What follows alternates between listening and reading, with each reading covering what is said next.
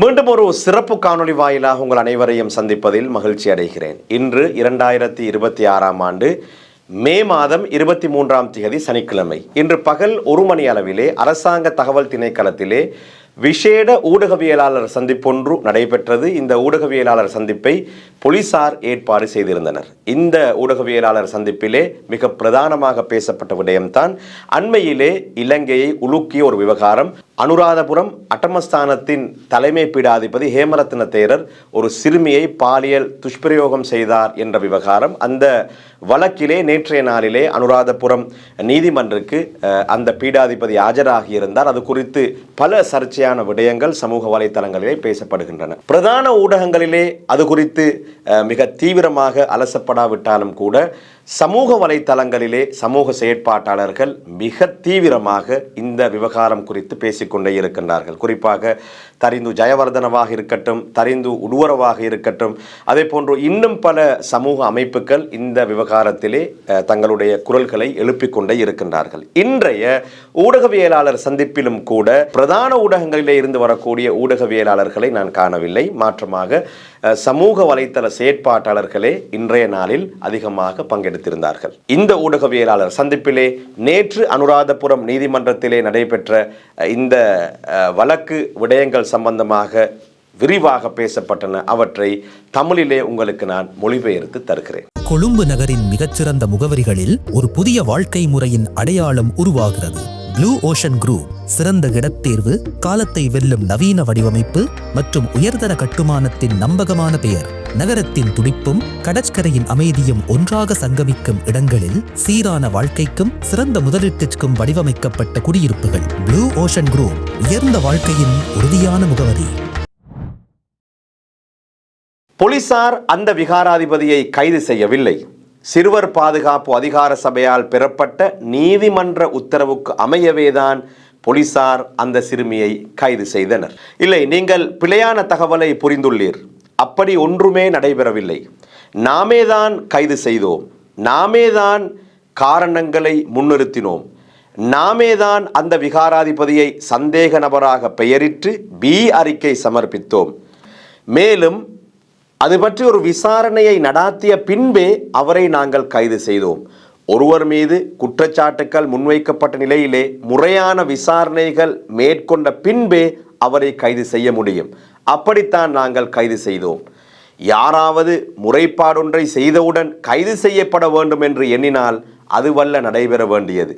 மாறாக நாங்கள் சாட்சிகளை பதிவு செய்து முறையாக கைது செய்து நீதிமன்றத்திற்கு ஆஜர்படுத்தினோம். நீங்கள் சொல்வது போல முறையாக கைது செய்யப்பட்டிருந்தாலும் இந்த விசாரணை மந்த கதியிலே நடந்ததாகத்தான் மக்கள் பேசிக்கொள்கிறார்கள். அதற்கான பிரதான காரணமாக மக்கள் சொல்லக்கூடிய விடயம், குற்றஞ்சாட்டப்பட்ட விகாராதிபதியும் மக்கள் பாதுகாப்பு அமைச்சகத்தின் செயலாளரும் உறவுக்காரர்கள் என்று. இது குறித்து போலீஸ் தரப்பில் நீங்கள் என்ன சொல்ல நினைக்கிறீர்கள்? இந்த விடயத்தில் விசாரணை அதிகாரிகளுக்கு எந்த விதத்திலும் இடையூறுகளோ தடைகளோ நடைபெறவில்லை. விசாரணை அதிகாரிகள் தான் முழுமையாக விசாரணைகளை மேற்கொண்டனர். அவர்களேதான் அறிக்கை தயாரித்தனர். அவர்களேதான் போய் கைதும் செய்தனர். விசாரணைகளின் போது நீங்கள் சொல்லும் விடயம் குறித்து எனக்கு ஏதும் தெரியாது. நாங்கள் மிகச்சரியாக நேர்த்தியாக விசாரணைகளை மேற்கொண்டோம். இந்த ஊடகவியலாளர் சந்திப்பிலே எனக்கும் ஒரு கேள்வியை கேட்கும் வாய்ப்பு கிடைத்தது. நான் போலீசாரின் அண்மைய நடவடிக்கைகள் சம்பந்தமான ஒரு வினாவினை தொடுத்திருந்தேன். ஒவ்வொருவருக்கு ஒவ்வொரு மாதிரியான நடைமுறைகள் போலீசாரினால் மேற்கொள்ளப்படுகின்றனவே என்ற அடிப்படையிலே என்னுடைய வினா அமைந்திருந்தது. மிக அண்மையிலே உங்களுக்கு ஞாபகம் இருக்கும், தெஹிவலை பகுதியிலே மாவனல்லையைச் சேர்ந்த ஒரு இளைஞன் கைது செய்யப்படுகிறார். அவர் சபாத் நிலையங்களுக்கு முன்னால் நடந்து திரிந்தார் என்ற அடிப்படையிலே கைது செய்யப்பட்டு அவர் தன்னுடைய அடையாள அட்டையை மீண்டும் சமர்ப்பித்ததற்கு பின்னால் விடுவிக்கப்பட்டு அவர் மாவனல்லைக்கு செல்கிறார். தெஹிவலையில் இருக்கக்கூடிய ஓஐசி அவரை மாவனல்லைக்கே சென்று மீண்டும் அவரை கைது செய்து சிறையில் அடைத்து விடுகிறார்கள் நீதிமன்ற நடவடிக்கைகளுக்கு பின்னால். ஆனால் அந்த அப்பாவி இளைஞன் மிக மோசமாக, மிக அநியாயமாக கைது செய்யப்பட்டு நீண்ட நாட்களாக சிறையிலே வாடிக்கொண்டிருக்க, மிக அண்மையிலே நான் நினைக்கின்றேன் 2 மாதங்கள் இருக்கும், இருதரப்பினரும், அதாவது அந்த இளைஞன் தரப்பும் இந்த ஓஐசி தரப்பும் நீதிமன்றத்திலே சமரசத்திற்கு வந்து இந்த போலீசார் அந்த இளைஞனிடம் மன்னிப்பு கேட்டு அவருக்கு நட்டையிடையும் கொடுத்துவிட்டு இந்த வழக்கை முடித்துக் கொள்கிறார்கள். இதில் என்ன நடந்தது? அந்த இளைஞனின் எதிர்காலம் வீணாகி போனது. நான் கேட்டிருந்தேன், அந்த இளைஞனுடைய விடயத்திலே அப்படி ஒரு நடவடிக்கை, இந்த விகாராதிபதியின் விடயத்திலே மந்தகதியில் நடவடிக்கை, இப்படி போலீசார் ஏன் மாறி மாறி ஒவ்வொருவருக்கும் வித்தியாசமான நடவடிக்கைகளை மேற்கொள்கிறீர்கள் என்ற என்னுடைய வினாவுக்கும் காலிங்க ஜெயசிங்க பிரதி போலீஸ் மா அதிபர் பதில் சொல்லியிருந்தார். இந்த கேள்விக்கு அந்த முறையில் எனக்கு பதில் சொல்ல முடியாது. நீங்கள் கேட்கும் ஒரு நிகழ்வு பற்றி எனக்கு தெரியாது.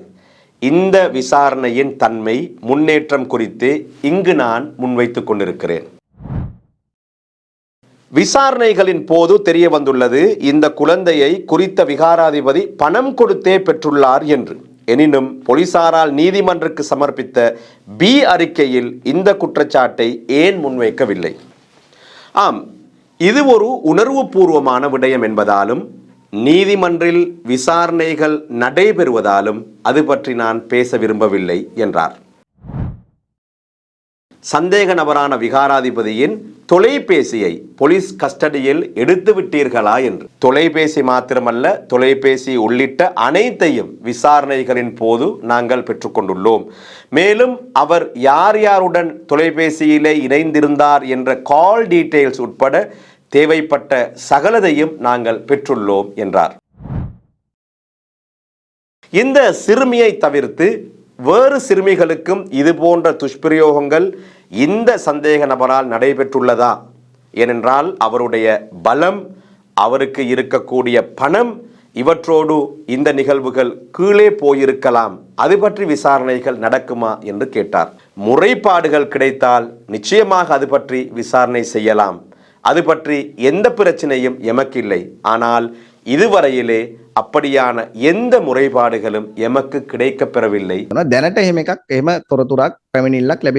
அனுராதபுர அட்டமஸ்தானத்தின் தலைமை பீடாதிபதி மீது நடைபெறக்கூடிய வழக்கு விசாரணைகளை ஒட்டியே இன்றைய ஊடகவியலாளர் சந்திப்பு நடைபெற்றிருந்தது. எனவே பொறுப்பு வாய்ந்த ஊடகம் என்ற வகையிலே நாங்களும் அந்த ஊடகவியலாளர் சந்திப்பிலே கலந்திருந்தோம். அங்கே நடைபெற்ற சிங்கள மொழியிலே நடைபெற்ற அந்த விடயங்களை தமிழிலே எம்மால் முடிந்த அளவுக்கு உங்களுக்கு நாங்கள் வழங்கியிருக்கின்றோம். அதிகமானவர்கள் இதுபோன்ற முக்கியமான விடயங்களை தமிழில் தாருங்கள் என்று நீங்கள் கேட்டதற்கு இணங்கவே இந்த விடயங்களை நாங்கள் தந்திருந்தோம். மீண்டும் இன்னும் ஒரு காணொளியில் உங்கள் அனைவரையும் சந்திக்கும் வரை ரில்மி ஃபலீலுக்கு நன்றிகளை கூறிக்கொண்டு விடைபெற்றுக் கொள்கிறேன். நன்றி.